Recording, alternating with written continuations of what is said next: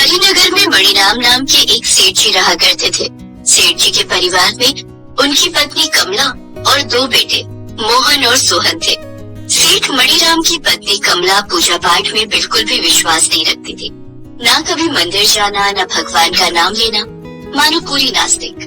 यही आदत उसने अपने घर के सदस्यों की बना रखी थी।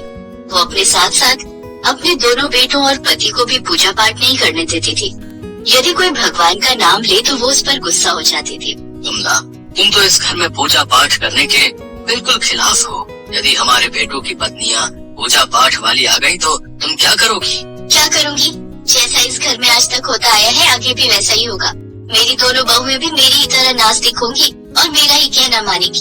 कुछ दिन बाद सेठ मणिराम के बड़े बेटे की शादी वीरपुर गांव में रहने वाली सत्यवती से हो जाती है। सत्यवती भगवान शिव की परम भक्त थी। वो बचपन से ही भगवान शिव के सोमवार व्रत रखती थी और नित्य प्रति भगवान शिव की आराधना और पूजा भी करती थी। शादी के बाद भी सत्यवती ने इस नियम को बनाए रखा और अगली सुबह वो उठकर घर में मंदिर ढूंढने लगी। उसने अपनी सास कमला से पूछा, माँ जी, घर में मुझे मंदिर दिखाई नहीं दिया। आप पूजा पाठ कहाँ करते हो? घर में पूजा घर किस स्थान पर है?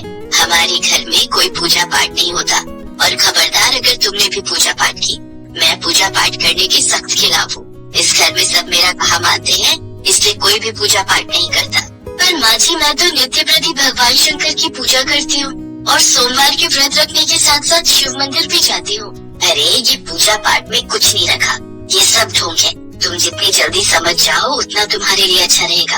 अब जाओ, कोई पूजा पाठ करने की जरूरत नहीं है, जाकर रसोई में काम करो। अपनी सास की बातें सुनकर सत्यवती उदास हो जाती है। ये शिव शंकर, अब मैं आपके मंदिर कैसे आऊंगी? आपकी पूजा कैसे करूंगी? सासू माँ तो आप पर बिल्कुल भी विश्वास नहीं करती है। कमला, अगर बहू का मन है तो उसे जाने दो। तुम क्यों उसे रोकती हो? जाओ बहू, मंदिर हो आओ। सत्यवती मंदिर जाती है और भगवान शिव की पूजा करती है। कुछ दिन तक तो सब ठीक रहा, पर एक दिन जब सत्यवती मंदिर से आई। सत्यवती, तुम्हें एक बार में समझ में नहीं आता? तुम्हें पता भी है माँ इस बात से कितनी नाराज है कि तुम उनकी इजाजत के बिना अपनी मनमानी कर रही हो। तुम उनकी बिल्कुल भी इज्जत नहीं करती हो। आज सुबह से वो भूखी प्यासी रोए जा रही है। पर स्वामी, मैंने ऐसा क्या किया है? मैं तो अपनी सारी जिम्मेदारियाँ अच्छे से निभा रही हूँ।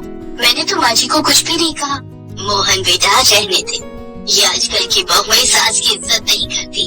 ये सामने खड़ी है, पूछ इससे मना किया था कि ये मंदिर नहीं जाएगी, पर ये अपनी मनमानी करती आ रही है।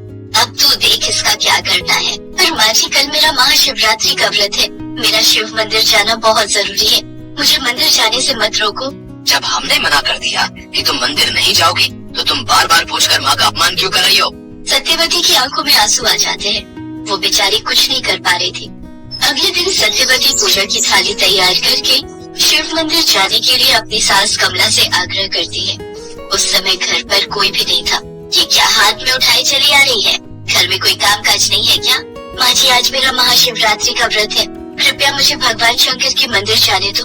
मैं शिवलिंग पर बेलपत्र और जल चढ़ाना चाहती हूँ। तू ऐसे नहीं मानेगी। इस समय तो मोहन भी घर पर नहीं है, वरना वो तुझे रोक लेता। कहीं ऐसा ना हो तू मुझसे नजरें बचाकर चुपचाप मंदिर भाग जाए। चल, मैं तुझे कमरे में ही बंद कर देती हूँ। माँ जी, ऐसा मत कीजिए, मुझे मंदिर जाने दीजिए माँ जी। सत्यवती रोती चिल्लाती रहती है, पर कमला को उसके रोने का कोई असर नहीं होता। वो सत्यवती को कमरे में बंद करके बाहर आ जाती है। बाहर आंगन में फर्श पर पानी बिखरा हुआ था।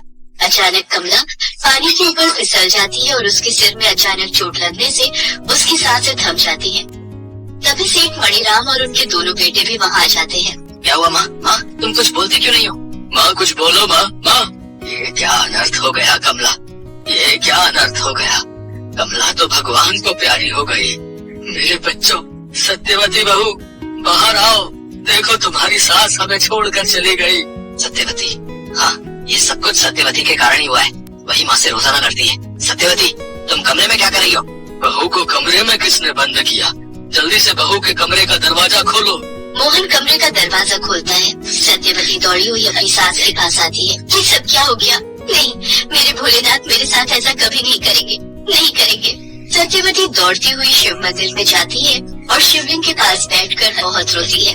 हे भोलेनाथ, हे शिव शंभू, आपने ये क्या कर दिया?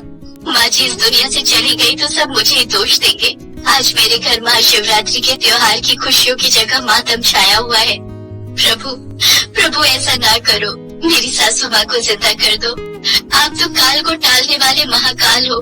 शिव शंकर इस काल को टाल दो, वरना मैं यहीं आपकी चौखट पर सिर पटक फटक कर अपने प्राण त्याग दूंगी। मैं भी अपनी जान दे दूंगी भोले भंडारी।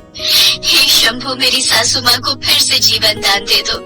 हे शिव शंकर, मेरी सासू माँ को फिर से जीवन दान दे दो। सत्यवती सिर पटक पटक कर रोई जा रही थी। अचानक शिवलिंग में से एक चमकदार रोशनी बाहर निकली और सत्यवती की सासू के माथे पर लगी।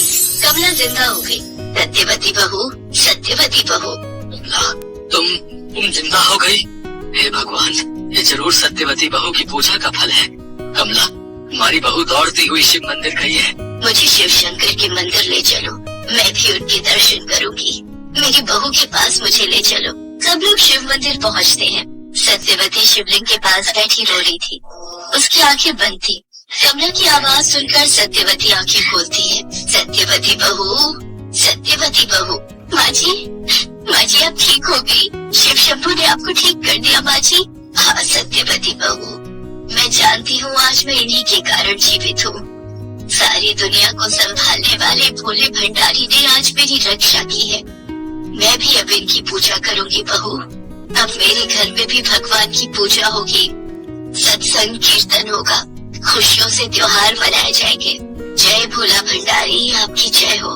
तब भगवान शंकर को नमन करते हैं। सत्यवती की ईश्वर भक्ति का विश्वास जीत जाता है और भगवान शिव की कृपा से सत्यवती के जीवन में खुशियाँ आ जाती हैं। दोस्तों, आपको आज की हमारी कहानी अच्छी लगी तो वीडियो को लाइक करें और ऐसे ही मजेदार कहानी देखने के लिए चैनल को सब्सक्राइब करें। मिलते हैं अपने नए वीडियो में। Take care and bye bye.